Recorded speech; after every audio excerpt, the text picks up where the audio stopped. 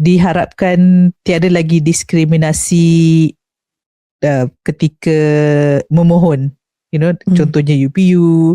So dekat level tu lagi, kalau masih lagi seperti dulu, masih lagi pelajar-pelajar yang ada OKU card susah mendapat tempat, jadi apa maknanya nak bagi pendidikan percuma kalau nak masuk pun tak dapat kan.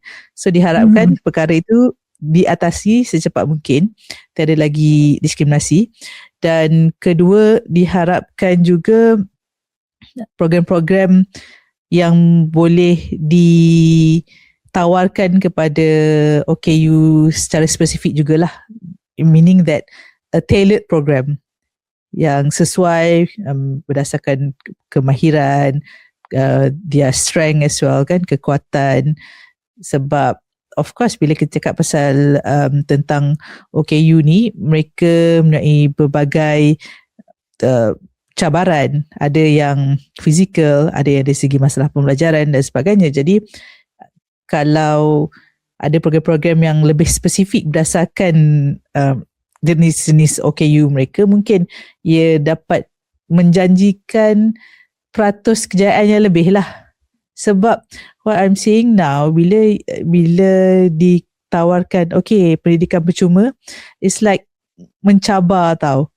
In the current system yang sedia ada, kalau you berjaya dapat tempat, you be rewarded. Free education. Beri semangat, of course, semangat kepada pelajar, semangat pada ibu bapa, tapi to get there kan, nak sampai ke tahap tu, macam SK cakap tadi, daripada preschool hingga ke sekolah menengah, kalau tak ada support, tak ada accommodation, tak ada penyesuaian, modification, dia hanya macam this is a system, if you get there, it's free for you.